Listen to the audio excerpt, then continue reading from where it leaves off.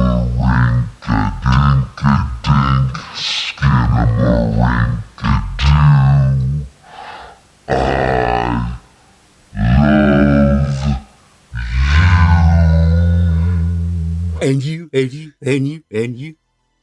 you get love, and you get love. Greetings, my fellow Gorehounds, and welcome back to a Blood Splattered vlog. I'm the Horror Guru. And I'm Count Jackula. And today we're going to talk about the new Shudder original movie, Skinamarink, which is an experimental liminal space horror film, more on that later, about a couple kids who late at night are playing with their toys and a monster appears and starts fucking with them. That's the basic premise of the movie. That's the plot. But the thing that's interesting about this movie is not the plot, because the plot is pretty straightforward when you really actually like sit down and dissect what's happening in the movie. Yeah.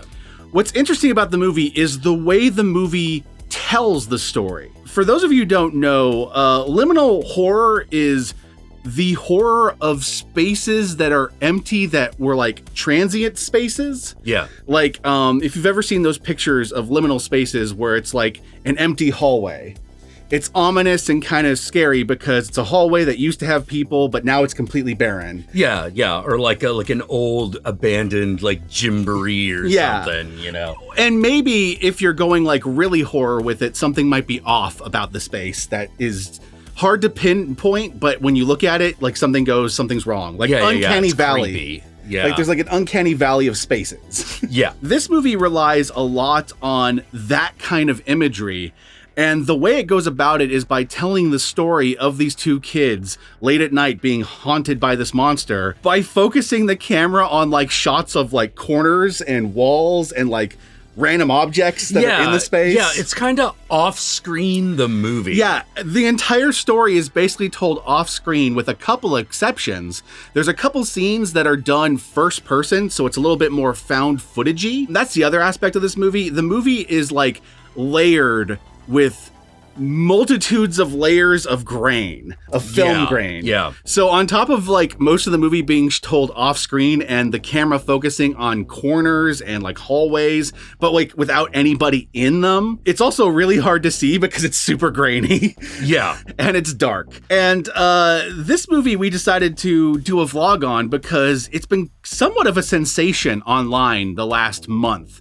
It went to theaters in January and then hit Shudder this month. Yep. So we didn't see it in theaters because we just didn't have the time. January was a very busy month for us. Yeah. IRL. But we finally got to watch it on Shudder, and I really wanted to talk about it because this is an interesting case where the movie is not for me. I don't like it very much, but I find it fascinating as an experiment. Yeah. This is a movie that film students and filmmakers are going to get way more out of this than like general audience. The entire like exercise of telling a whole story, or at least most of a story off screen, is intriguing to me. Yeah.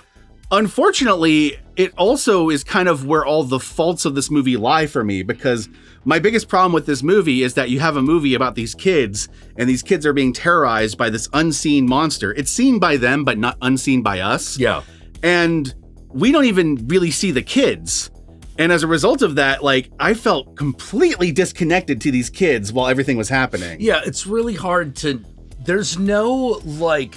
If you want a character arc, there is none. No. Yeah, there's no character arcs here. This has more similarities to something like... Oh, actually, Paranormal Activity does have a character arc. Yeah, but like, I was about to say it does. But like those found footage movies where random weird shit happens and the characters don't really change, but weird shit happens. Yeah. This has more in common with that, but the problem is, at least in those movies, like a found footage movie, you're seeing it from someone's point of view, right? Yeah.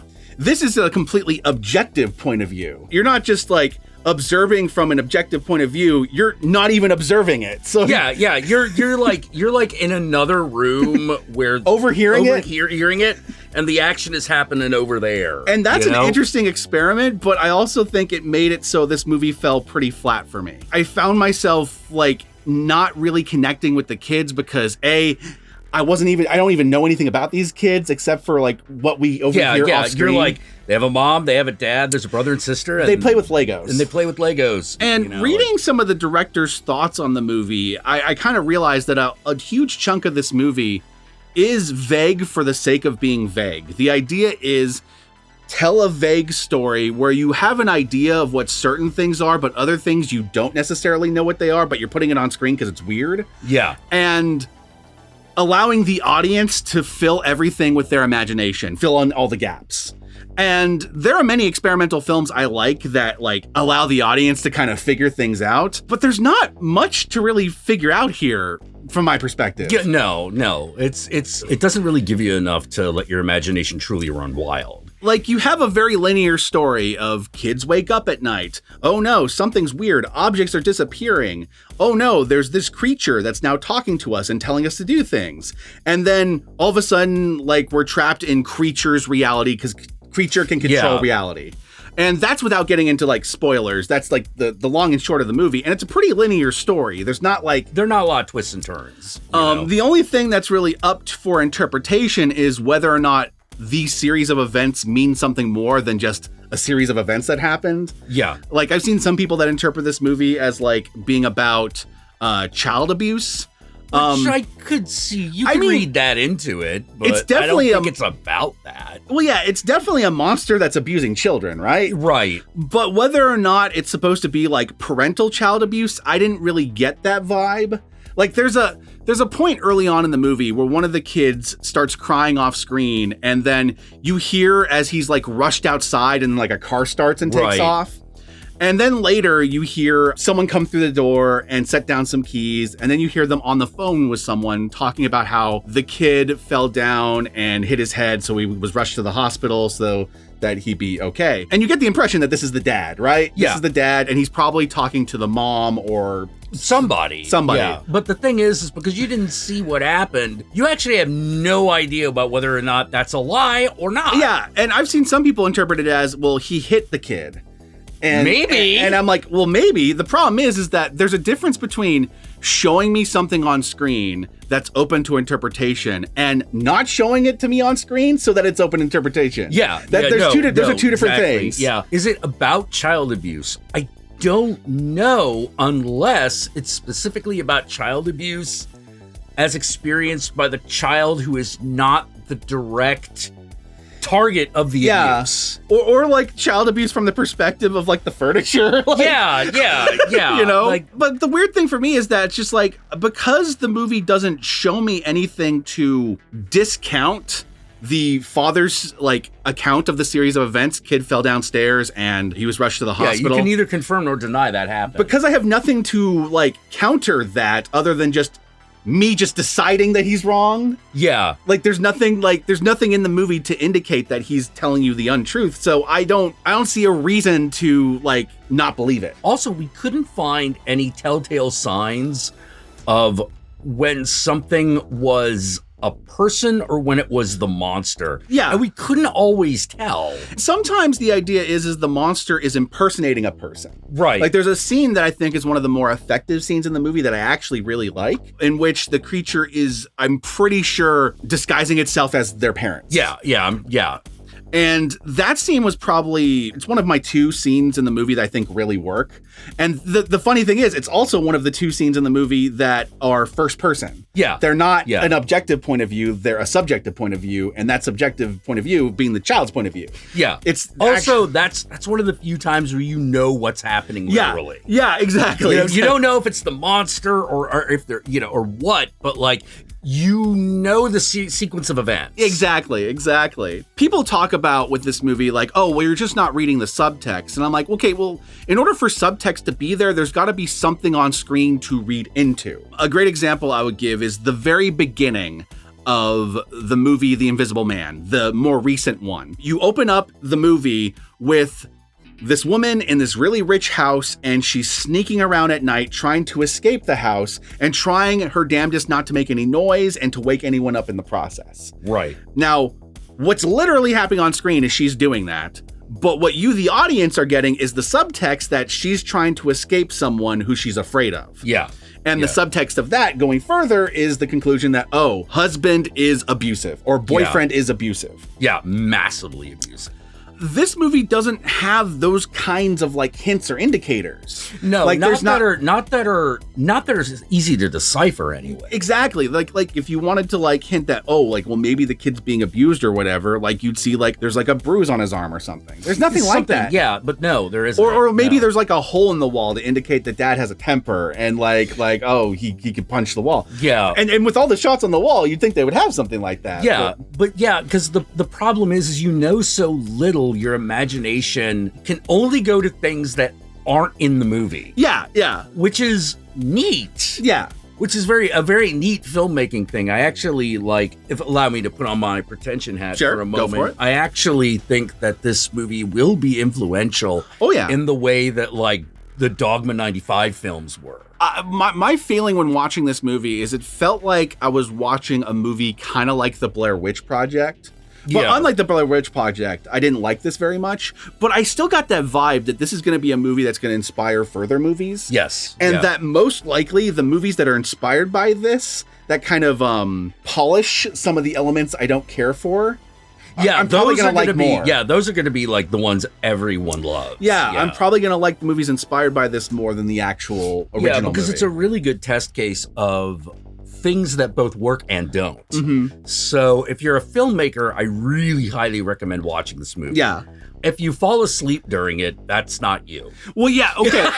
This is something I actually do want to talk about, because the other thing that I've seen people talking about, like stepping away from like whether this is a metaphor for abuse, and I've seen some people say divorce, and as far as I can tell, there's only like one dialogue exchange between I'm pretty sure the monster disguised as the mom that could indicate maybe this is about divorce. Yeah, like maybe that's happening, maybe it isn't. Like, but the one thing I could say for sure is if there is a metaphor here, it is about the youngest child becoming more and more isolated. That's definitely happening. That's definitely happening. Other than that, it could be anything. But if it is about divorce or like parental separation or whatever, as someone who grew up in a household where there was a little bit of abuse going on, and in a household in which my parents eventually were separated, I didn't really relate to anything in this movie, if that's what it was supposed to be showcasing. Like this movie didn't really hit any of those notes for me. Yeah. If that makes sense. It's also it would be a different kind. Like, it's one of those, I could put on my symbolism hat and come up with stuff, but I'm not super positive that's actually the intent. Well, the thing is that like I'm not sure if there is much of an intent beyond telling a creepy story about kids and this monster, and kind of letting the rest of the movie be kind of a Rorschach test for audiences to kind of project meaning onto. Yeah, I could definitely see that being the case. Which there's value in art like that, but it's generally not the type of art that I'm drawn to, like... Yeah, I'm a big baby. I like to be told a story, I like to be told a story, and I also like filmmakers' perspectives. Even filmmakers that don't tell me their perspective, like outside of the film, like David Lynch famously he will not explain his movies. When I watch his movies, I get a distinct like vision of what he's trying to do, even if I don't know what it is. Yeah. And in this movie, I didn't have the trust in the director as trying to tell me like a meaningful story. I just got the vibe that he was just trying to tell a creepy story. Right. Now, my personal interpretation of the movie is that this movie is supposed to evoke the kind of vibes of like a childhood nightmare. Yeah. And things are literally happening in the story, but like the meta of it is that it's kind of like a nightmare. Yeah. Now, for me personally, it doesn't quite mirror the kind of nightmares I had as a kid, because for me, my nightmares were always, for lack of a better way of putting it, they were in HD. I could see what was happening in my nightmares. They weren't grainy. Now, sometimes there might be darkness in my dreams. Right. But like the things that are in the light, I can see. And the other thing about my nightmares is that my nightmares rarely ever had like a concealed creature I couldn't see. I could usually see the creature, but what my nightmares would do is I could look directly at it. But if I do look directly at it, I will have a panic attack. like in the dream. It's like I'll start shaking and everything will freak out and I'll be like, oh my God. It's kind of like when you have sleep paralysis and you get that panic set in. Right. Yeah. So like I have to kind of like look at them from like an angle, but I can still kind of see it from peripherals, right? Like that's kind of the way my dreams treated creatures and monsters and ghosts too. Ghosts were the same way. Yeah. The way mine were usually either something was wrong in the house that I had to fix it. Oh yeah. Or something was after me and I had to get away from it. I can see that too. Like running from a creature. I had some of those. Yeah. For some reason, I don't know why, but there's a period of my life where that monster was always a mummy. And I don't know why, because I don't find mummies particularly scary. No. But it was one of those like, there's a fucking mummy around here. And then like Lucio Fulci, it just like pops up out of the ground. It's like, The creatures in my dreams were also often grotesque. Even if they were ghosts, they were kind of like Lucio Fulci ghosts. Man, you got lucky. To a certain extent, they would still be kind of white and like pale and like you could see through them, but they would be very grotesque in their appearance. Yeah. Once I got to be in my 20s, the nightmares started turning into these complicated, where the scenario was the monster. Oh yeah. Like you're at a party, you can't leave. Yeah, as I got older, my dreams became like, oh, I'm going to be late for school. Oh shit, right. I got a test I got to do. Something that's related to my life that's kind of messed up, or like a family member's dying or something. I still have this fucking dream where I go back to high school, my current age. Yeah. To try to finally pass high school. And the thing is, I always wake up and I go like, I graduated high school. What is that about? Shouldn't that be like if that was like college, I'd get it. But like, I did graduate college, but I still have those dreams about like, oh shit, I didn't turn in this thing. I'm gonna fail. And like, what? And the weird thing is that like I was never like a super like stressed person in college specifically. More so in high school. In college, I was pretty chill because I was doing stuff that I kind of liked. Like making films and things like that. But I still have stress dreams about college. Like it's like, it's something that part of you represses, and then like it's like, well, what do we do with all this information? It's like bleh, it becomes a nightmare. Here's my other disconnect that I realized, and I was talking about this on Twitter earlier today. I personally don't find liminal horror very terrifying. Now, it is true, like in a 28 days later kind of situation, going to a space that's normally super populated and all of a sudden everyone's gone. Yeah. There is something freaky about that. For me, it's like populated urban areas, like going to like a park that's normally filled with people, like Central Park, and it being completely empty. That freaks me out. But like hallways in homes, office buildings, more of these interior liminal spaces that people talk about, I don't find those very creepy. I find them calming. That's interesting. I actually do find them. I find them both creepy and calming at the same time because like I spent a lot of time in office buildings on the weekend with like my dad. Yeah. And my grandparents also lived in a condominium complex that was not filled to capacity. Gotcha. And there were many floors above them that were just empty. Yeah. So I would just walk around them and like find ways onto the roof. Yeah. Like we've done this before. Mm-hmm. Like we'll just be like, hey, there's a mall over here. Let's go in. Yeah. Part of that is because I know huge parts of that mall are just going to be vacant. Yeah. Because I just want to see what that's like. See, like a vacant mall is a little bit more creepier to me than like just an empty hallway in a house. Yeah, there is something like late at night creepy inside of a house. Like, don't get me entirely wrong, but like to put it into perspective, a lot of people talk about with this movie is how it perfectly captures being a kid, waking up in the middle of the night, like 3 a.m, and everyone's asleep and the house is empty and dark and it's scary. Yeah. I loved those moments as a kid because I spent most of my childhood being awake at night while everyone was asleep. Because that's when I had peace away from my family. Yeah. Did you also question? Yeah. Did you move a lot? Yeah. That's another aspect of it. Like a house doesn't become creepy until you take it absolutely for granted and then something's different. Fair. Yeah. You go into the kitchen in the afternoon and like no one's home and you're like, wait a minute. There's never no one. Yeah. You know, also, yeah. No, that was really it. You know, like sometimes it might have something to do with always having to move. Yeah, it might. I'm always like, you're always having to get used to a different place. We moved a lot when I was a kid. Yeah, True. so you don't get that like false sense of security. You're like, well, we're here tonight. Yeah, you know. But I also just like I found it peaceful because that's when it was quiet.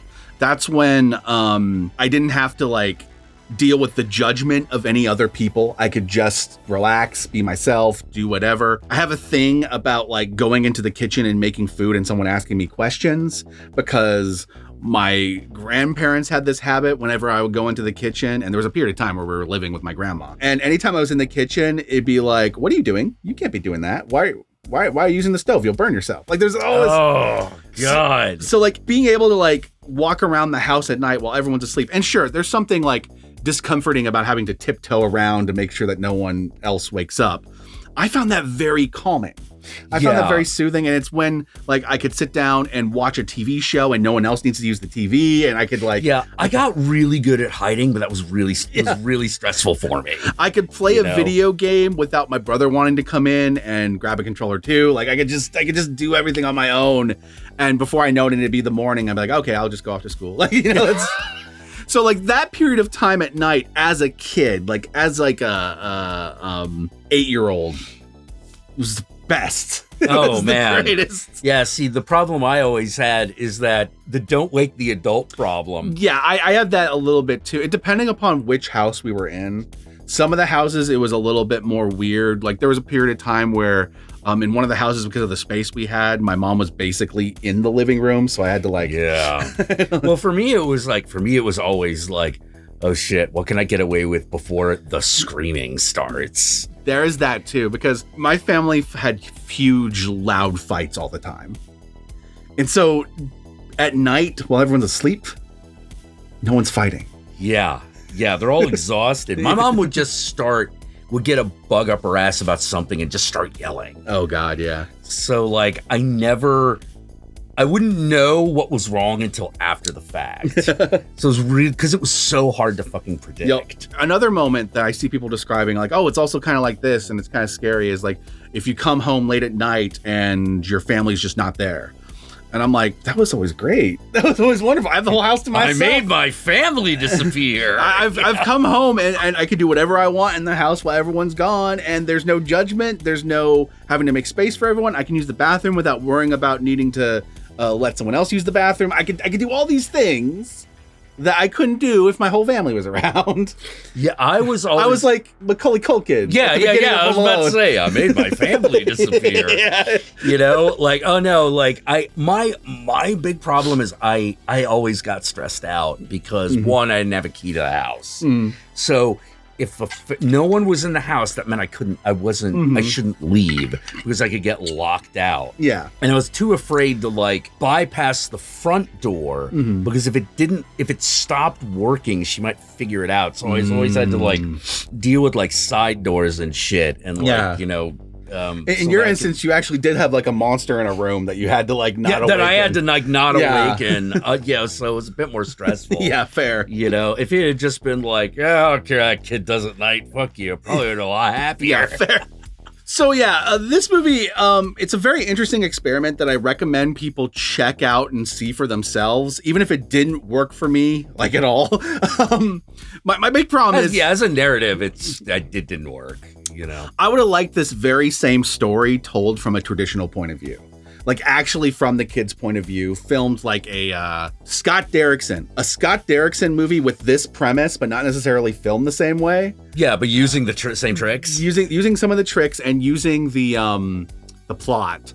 I think I would like that a lot. Oh yeah. My problem is I don't know nothing about these kids by the end of this movie.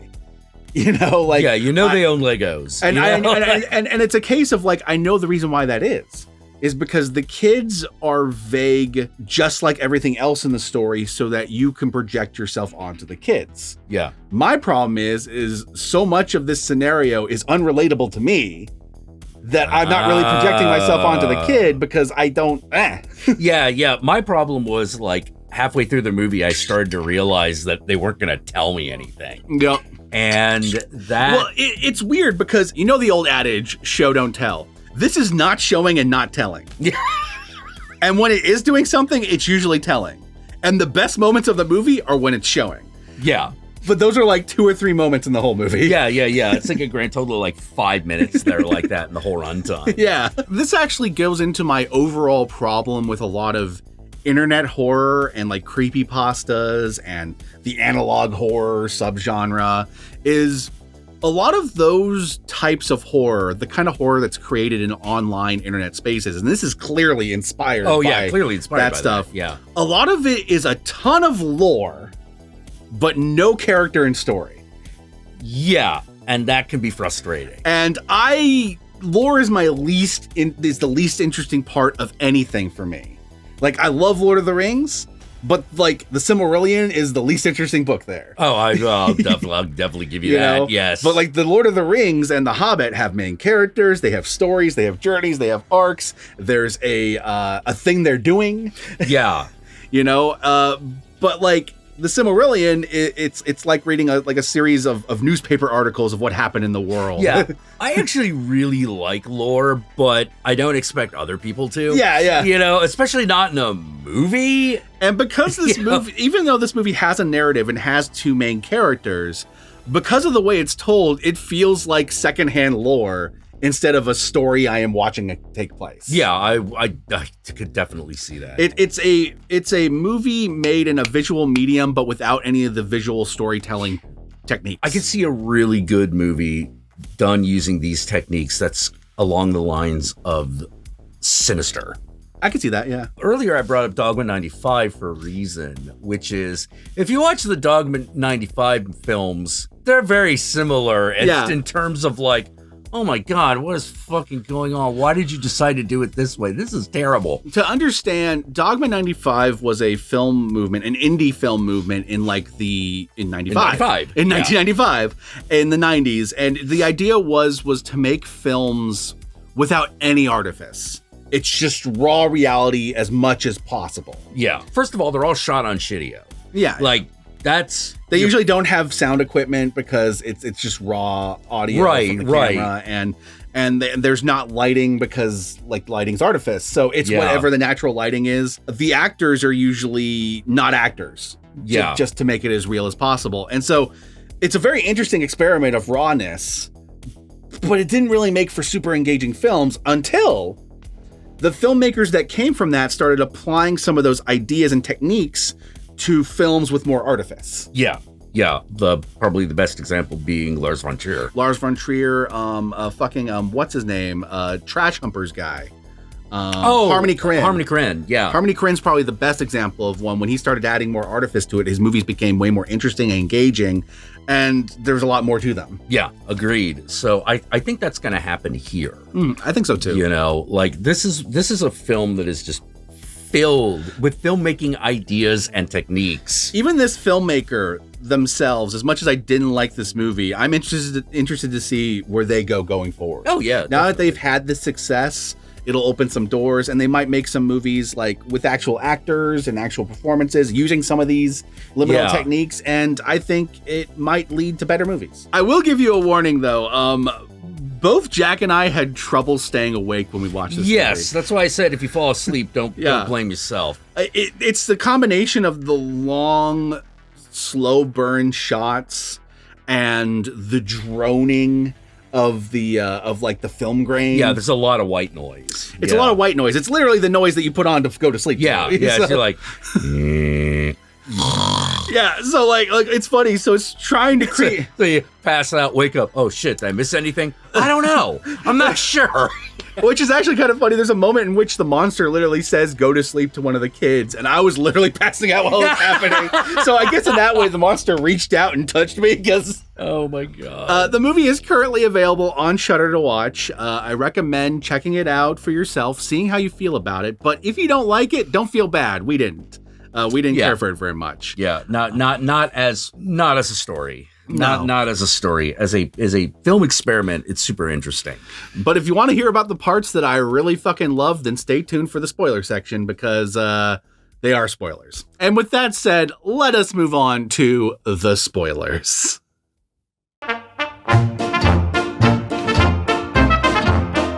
There's really only one piece of dialogue that is really important in this movie, and that is stick it in your eye. Yeah. So some of the best parts of this movie, one of them is the stick it in your eye scene. Now, this is one of the scenes that's still filmed objectively. You're not seeing... Yeah, you don't see it. It's completely like, it's like you're staring at corners and shit, but you're hearing the monster tell the kid to stab himself in the eye. And the kid does, or at least you can assume the kid does, because you hear the kid start crying afterwards. Yeah.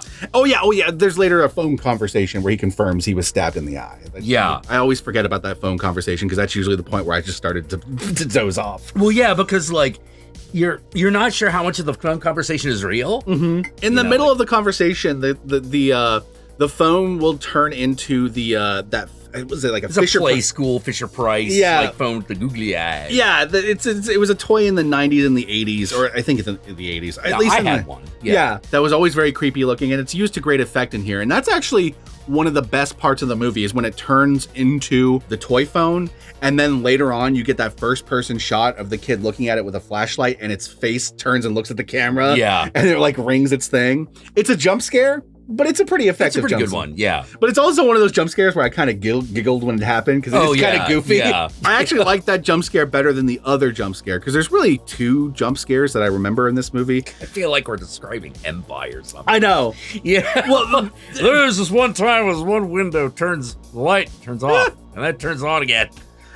Maybe not Empire, but maybe Inland Empire, the fucking David Lynch film. Like, there's some similarities. Right down to the film grain and shit. But yeah.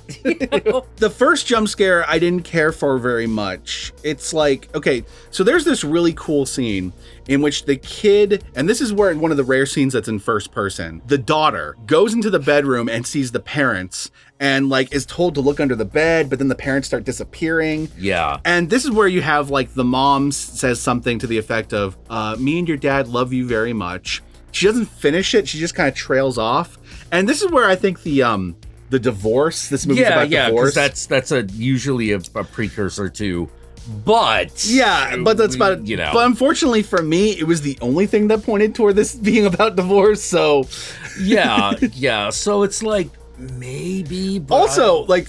This is really fucking brutal for just being about a divorce. Like, fucking kids are getting stabbed in the eye. Like, I don't know about that. I don't know about that metaphor, but... I can see it. I'm just not convinced that's what the movie's actually about. Because it's rejecting cinematic language, trying to interpret its meaning using cinematic language is almost foolhardy because... It's not using it. It's not doing that. It's staring at ceilings. You're getting like fucking sound cues, and that's it. And some of the sound cues, you better watch this movie with headphones, because there are some of the sound cues, my first viewing, I didn't register what was supposed to be happening. And then when I watched it with subtitles in my second viewing, I'm like, oh, that was the sound of a bone cracking. Thank you, subtitles, for telling me that. Yeah, I didn't even know that happened. Exactly, exactly. Like, okay.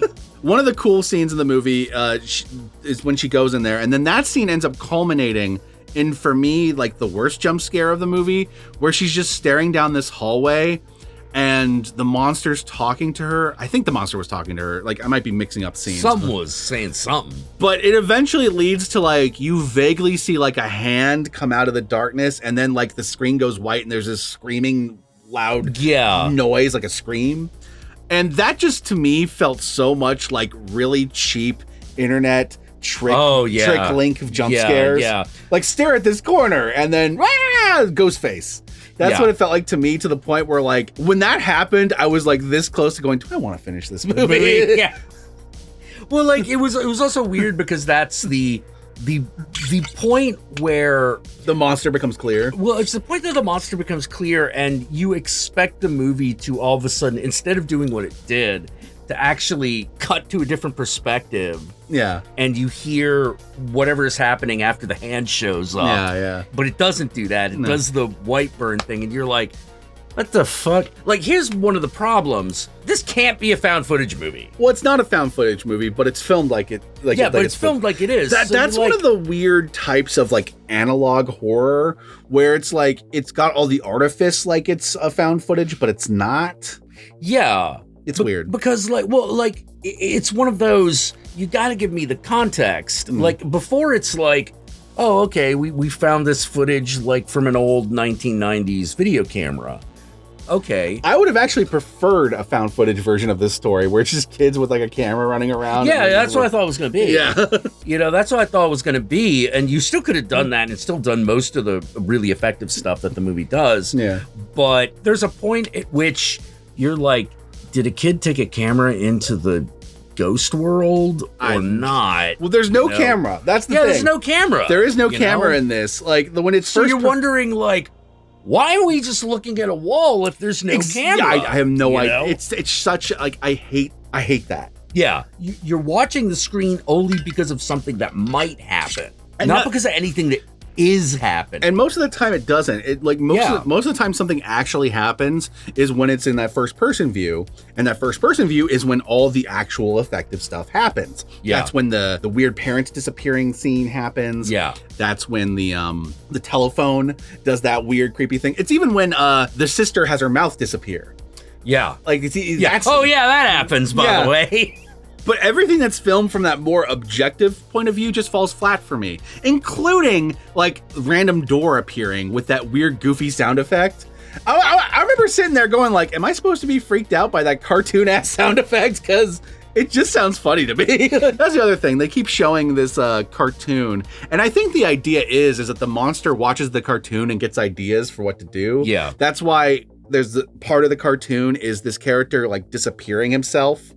Yep. And then later on in the movie, like he makes like the sister disappear, or at least I think it was the sister. It's not clear which kid is which. Yeah. Like I can assume that's the sister because it looked like it had long hair. But there's also a point where it sounds like it's talking to completely different kids at the end. So I don't know. Yeah, maybe they had different kid actors. Hard to tell. I know at one point he's clearly supposed to be talking to us in the audience, but like that fourth wall break just made me go, "Oh fuck you, movie." I forget what he said. There's like a fuzzy ghost face, and he like tells you to go to sleep, and then the movie ends. Yeah. And I was just that part didn't. So I was supposed to sleep through this movie. Thank you for telling me, movie. Yeah. It's. I feel. I've never been so fascinated by a movie that bored me so much. I do think this would have worked better as a short for me. Oh, yes. Even if it was just 25 minutes. Yeah. It probably would have worked better for me than as a full 80-minute movie. And apparently, there's like a full 2-hour cut of the movie that he cut down to this. What is in that? And I'm just like, dude, like I couldn't stay awake fully for 80 minutes. Like I had to watch it twice because the first time I fell asleep through chunks of it. Yeah, that's the thing. The movie's only 80 minutes, but it feels like 3 hours. And then the second time I watched it, I'm literally like downing energy drinks while I'm watching it. And we still get to that one point in the movie where the kid's on the phone and I start to doze off again. I'm like, oh shit, grab another energy drink. I gotta do this. Hopefully this vlog is getting across the fact that we didn't hate the movie. We see what it's bringing to the table, and we think that's a very good thing. But at the same time, as a story, it kind of fails. Yeah. The thing I will give it, and I will 100% give it, is that I respect the fact that the dude had no actors. Yes. He had nothing to work with but an old house. And he made a movie out of it. Oh, yeah, definitely. It didn't work for me, but I respect that hustle. And with that said, my fellow Gorehounds, once again, it's on Shudder. Go watch it there. And where can they find you, Count Jackula? Well, you can find me on Twitch at Count_Jackula. And if you want to know when I am on Twitch, it's usually around between 6 p.m. and midnight. If you want to know exactly when, you can follow me on Twitter at CountingJack. And you can also follow me on Instagram if you like, at Satanic Jackula. So what about your social media things? Y'all know me, I'm the Horror Guru. You can find me at the Horror Guru on Twitter, on Twitch, on Instagram and Facebook, and even Mastodon. Just look up the Horror Guru or Blood Splattered Cinema and I'll be there. And also, I'm going to put the links right here so you can see them. You can see them. They're even in the description of the video for you to click on so you don't even have to type them in. So please, we beg of you, you know? Be sure to like, comment, and subscribe, and don't forget to ring that notification bell so that you're notified of my videos immediately upon their upload. If you'd like to help out either of us more directly, be sure to check out our Patreon pages, and remember, if you go the Patreon route, even $1 a month can go a long way. Yeah, because I'm tired of turning tricks on the street. That is also going to be linked in the description below, so you don't even have to type it in, even though I'm showing it to you on screen right now. And with that said, my fellow Gorehounds, if you made it this far into the vlog and you want to comment below, and you should comment below, be sure to comment below using the hashtag #StickItInYourEye. Use the hashtag #StickItInYourEye. That way I know. That way Jack knows. That way the whole world knows, including Benny right here, who's staring into your soul, that you watch this vlog all the way through. And with that said, my fellow Gorehounds, this is the only vlog for this week. We might record some later in the week, but right now I'm tired and just kind of want to put this vlog together. So yeah. As you can tell, we had the irony being is this is probably the longest vlog we did about the movie with the least amount of content. I can't say the movie is worthless. No, it's not. If it caused this much discourse, right? Yeah, it's not. It's not worthless at all. It's just like, it's weird. It is the like, well, I didn't care for it. But it's a really fascinating movie. Unlike most movies that like we watch and we go like, this is not very good. This movie actually caused me to have a little bit of an existential crisis to figure out why it didn't work for me. Yeah. Like it caused me to actually like go into myself. And you know what? If a piece of art, even in me not liking it, got me to think hard about my childhood and think about myself, then it did its job. Yeah. It definitely did that. Yes. And with that said, my fellow Gorehounds, peace out, and I'll catch y'all later.